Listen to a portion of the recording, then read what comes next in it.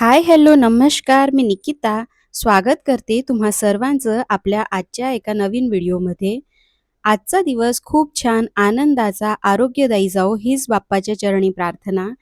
तर आज आहे संकष्टी चतुर्थी आणि मुख्य म्हणजे आज होता रविवार, सुट्टीचा दिवस. सुट्टी असली की सकाळी घाई गडबड नसते. त्यामुळे आज मला अगदी मनासारखी निवांत आणि शांततेत पूजा करता आली. सकाळी नेहमीसारखं लवकरच उठले आणि आधी स्वतःचं आवरून घेतलं आणि त्यानंतर सगळ्यात आधी पूर्ण घराला स्वच्छ झाडून काढलं. त्यानंतर रोजच्या प्रमाणेच मी आज पण उंबरठा स्वच्छ धुवून घेतला आणि अंगणात पण छान असं सगळीकडे पाणी टाकून झाडून घेतलं.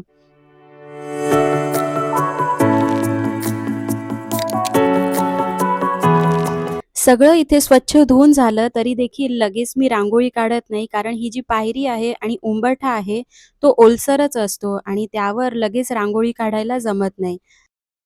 अशा वेळी रोज मी टिफिनची तयारी करून घेत असते आणि आज सुट्टी आहे त्यामुळे आज मी आधी देवपूजा करून घेणार आहे.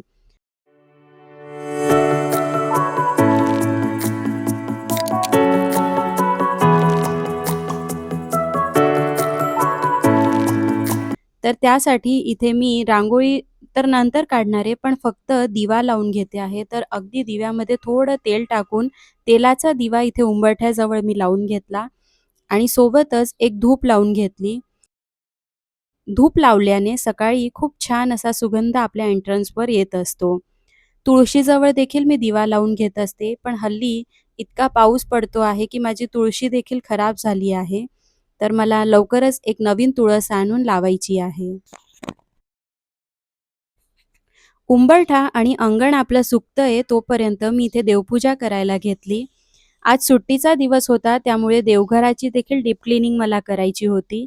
सगळ्यात आधी सगळे देवघर पूर्ण स्वच्छ करून घेतलं आणि त्यानंतर नवीन वस्त्र अंथरून मग आता देवांची मांडणी करून घेत आहे. सगळ्यात आधी कलश स्थापना करत आहे. त्यामुळे खाली तांदूळ टाकले आणि त्यावर हळदी-कुंकू वाहिलं. त्यानंतर मग कळशाची स्थापना केली. आता ही जी प्लेट आहे त्यात मी अन्नपूर्णा माता ठेवत असते आणि त्याच्यापुढे सफेद वस्त्र अंथरून त्यावर महादेवाची मूर्ती ठेवत असते.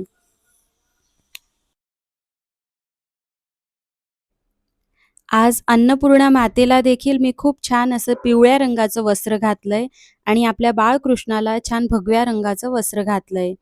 आणि असं देवांचे वस्त्र असतात तर ते पण मी रोजच्या रोज न बदलता सुट्टीच्या दिवशी किंवा सणवार असेल तर त्या दिवशी चेंज करून घेत असते.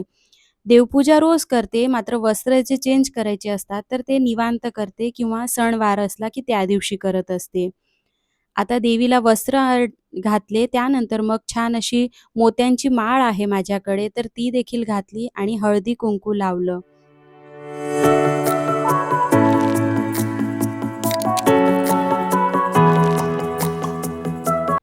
देवीच्या हातात जी पळी असते, ती पण आपण रिकामी न ठेवता त्याच्यात देखील तांदळाचे 2-3 दाणे आपल्याला टाकायचे असतात. तर ते देखील मी पळीमध्ये 2-3 दाणे टाकून घेतले आणि त्यानंतर मग देवी आईला तांदळावर स्थान दिलं. आता हा माझ्याकडे कुळदेवीचा टाक आहे, तर त्याला देखील हळदी-कुंकू लावलं आणि त्यांची देखील पूजा करून घेतली.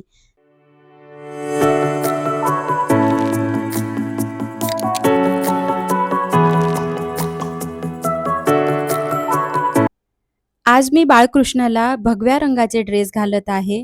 तर गुलाबी रंग आपला देवघरामध्ये आहे आणि त्यावर भगवा किंवा पिवळा रंग खूप छान उठून दिसतो आणि खूप छान प्रसन्न वाटतं.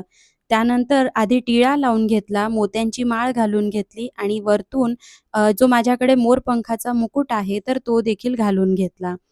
तर देवीचे वस्त्र म्हणाल तर हे मला ॲक्चुअली लास्ट इयरच मी एका दुकानात गेले होते आणि अ, ही साईज मी पिवळ्या रंगाचे वस्त्र घेतले आधी आणि घरी आल्यावर ते देवीला घातले तर खूप छान परफेक्ट बसले.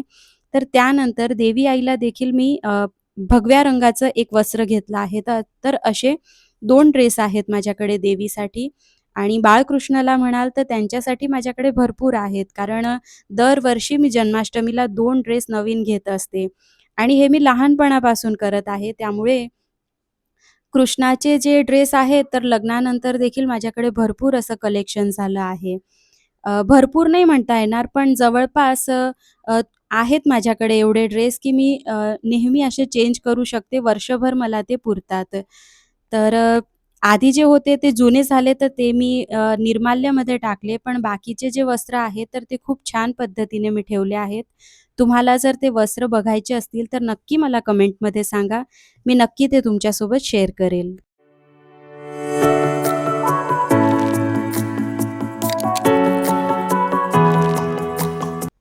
सकाळची जी रोजची देवपूजा असते, तर ती मी इथे करून घेतली आणि आज संकष्टी आहे, तर बाप्पाचा जो अभिषेक होता, तर तो मात्र बाकी ठेवला. त्याआधी इथे मी चहा बनवून घेते आहे आणि सोबतच नैवेद्य देखील बनवून घेते. कारण दर संकष्टीला आपण काहीतरी गोड पदार्थ तर बनवतच असतो. मात्र तो मी संध्याकाळी दरवेळी बनवत असते. पण आज संध्याकाळी मला सुट्टीचा दिवस आहे, तर त्यामुळे बाकीची बाहेरची बरीचशी कामं आहेत, ती देखील करायची आहेत. मग आल्यावर उशीर होतो, त्यामुळे आज मी नैवेद्य सगळ्यात आधी बनवायला घेतला. तर इथे मी 2 वाटी नारळ घेतलं आहे, ओलं नारळ घेतलं आणि त्यासोबतच 1 वाटी गूळ असं प्रमाण घेऊन हे सारण तयार करून घेते आहे. सारण व्यवस्थित तयार झाल्यानंतर मग आपल्याला याच्यात वेलची पूड टाकायची आहे. सोबतच बाजूला माझा चहा देखील बनवून घेतला आणि सारण तयार झाल्यानंतर लगेचच मी तांदळाची उकड देखील काढून घेतली आणि ती देखील पातेल्यात थंड करायला ठेवली. आता इथे जे मी सारणाचं प्रमाण सांगितलं, की 2 वाटी मी नारळ घेतला आणि 1 वाटी गूळ घेतल्या. तर या सारणामध्ये आपले 11 मोदक आणि 1 करंजी अगदी छान व्यवस्थित होतात. तर त्याच्याच सारणाच्या प्रमाणातच मी इथे पिठी घेतली. तर इथे 3 वाटी तांदळाची पिठी आणि 3 वाटी पाणी असं सप्रमाण घेऊन उकड काढून घेतली. उकड थंड झाल्यावर हे व्यवस्थित पीठ मळून घेतलं आणि त्याचे 12 गोळे करून घेतले. आता एक गोळा घेऊन त्याची व्यवस्थित पारी लाटून घेतली आणि आता मोदक बनवायला घेतले.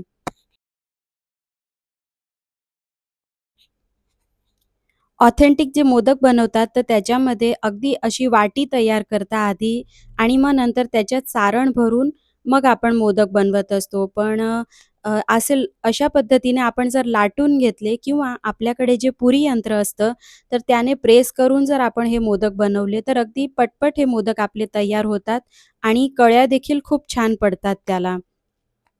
आता इथे माझ्याकडे पुरी यंत्र नाहीये, त्यामुळे मग मी इथे लाटूनच हे मोदक तयार करून घेतले.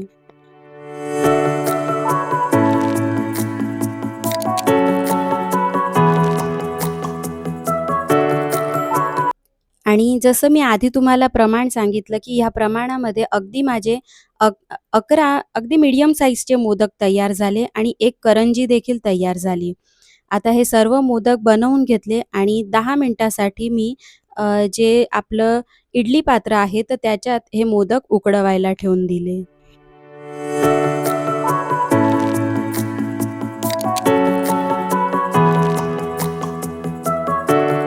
आता मोदक इथे वाफवून होत आहे तोपर्यंत बाप्पाचा जो अभिषेक आणि पूजा बाकी राहिली होती, तर ती मी सगळ्यात आधी करून घेते.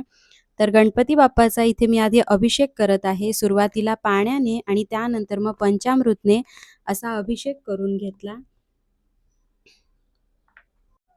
त्यानंतर मग गणपती बाप्पासाठी देखील इथे माझ्याकडे लाल आणि हिरव्या मोत्यांची माळ आहे.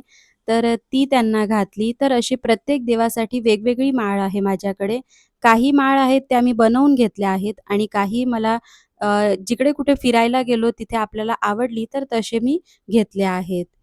त्यानंतर मग आज 21 दुर्वा चढवायचे असतात, तर ते देखील मी चढवले आणि अ, अशी पंचोपचारे गणपती बाप्पाची देखील पूजा करून घेतली आणि रांगोळी देखील पाटापुढे काढून घेतली. तर दरवेळेस मला देखील प्रश्न पडत असायचा, की संकष्टी चतुर्थीला चंद्रदर्शनचं का एवढं महत्त्व असतं? तर त्यामागची अ, कथा मला माहिती नव्हती, परंतु ज्यावेळी मी ती सर्च केली त्यावेळेला मला ती म्हणजे मला देखील समजली. तर खूप छान मनोरंजक अशी पौराणिक कथा आहे. तर एकदा काय झालं ना, गणपती बाप्पा भरपेट असं मोदक खाऊन आपल्या मूषक राजवर बसून परत येत होते आणि वाटेत अचानकच मूषक राजांचा पाय अडखळला आणि बाप्पाचा तोल जाऊन ते खाली पडले.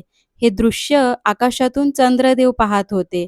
बाप्पाला असं खाली पडलेलं पाहून चंद्राला हसू आलं आणि तो मोठ्याने हसू लागला. बाप्पाला चंद्राच्या या घमंडी वागण्याचा खूप राग आला. त्यांनी चंद्राला लगेच शाप दिला. अ, म्हणाले, "जो कोणी तुला पाहील त्याच्यावर खोटा आळ किंवा कलंक येईल." शाप मिळताच चंद्राचं तेज निघून गेलं आणि त्याला आपली चूक कळली.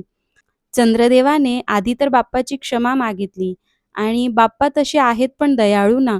त्यांनी चंद्राला माफ केलं, पण दिलेल्या शाप पूर्णपणे मागे न घेता बाप्पा म्हणाले, भाद्रपद शुक्ल चतुर्थी शिवायच्या प्रत्येक संकष्टी चतुर्थीला जो व्यक्ती चंद्राचं दर्शन घेईल आणि त्याला अर्घ्य देऊन उपवास सोडेल, तर त्याचा उपवास पूर्ण होईल आणि त्या त्या व्यक्तीच्या जीवनातील सगळी संकटे दूर होतील. धार्मिकदृष्ट्या देखील चंद्र हा आपल्या मनाचा, भावनांचा आणि शांतीचा कारक मानला जातो. संकष्टी म्हणजे संकटांचा नाश करणारी तिथी. त्यामुळे संकष्टीला चंद्रदर्शन करून बाप्पाची प्रार्थना केल्याने मनाला अफाट शांतता मिळते आणि आयुष्यातली सर्व संकटे दूर होतात.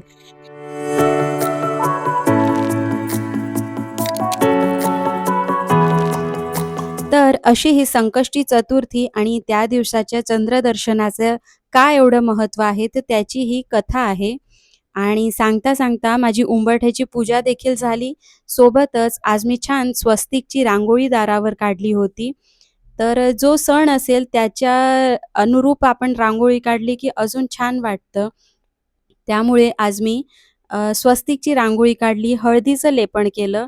तर गुरुवार असेल, मंगळवार असेल किंवा असे सणवार असतील, तर त्या दिवशी हळदीचं लेपन खास करायचं असतं. तर ते देखील माझं आज झालं आणि सोबतच मोदक देखील वाफवून झाले होते. ते पण काढून घेतले आणि मोदक थंड झाल्यावर आता मी एका प्लेटमध्ये काढून घेते. केळीच्या पानावर काढायचे असतात, पण माझ्याकडे काही केळीचं पान नव्हतं. मग हे जे हळदीचं पान होतं, तर त्यावरच मी हे सगळे 11 मोदक आणि 1 करंजी असं काढून घेतलं. तोपर्यंत घरच्यांचं देखील माझे सगळ्यांचं आवरून झालं होतं. तर सगळ्यांनी सोबत मिळून आरती केली. बाप्पाला नैवेद्य दिला आणि अशा पद्धतीने आजचं माझं सकाळचं मॉर्निंग रुटीन कंप्लीट झालं. आता यापुढे ॲक्चुअली अजून कामं आहेत म्हणजे की नाश्ता बनवायचा आहे, जेवणाची तयारी करायची आहेत आणि पूर्ण दिवस अशी बाहेरची वगैरे इतर कामं देखील आहे. पण सणवार असला की सकाळचं रुटीन काहीसं असं असतं माझं आणि आज सुट्टी होती त्यामुळे असं होतं आणि जर कधी स्कूल असेल, ऑफिस असेल तर त्यावेळेला रुटीन माझं थोडं वेगळं असतं.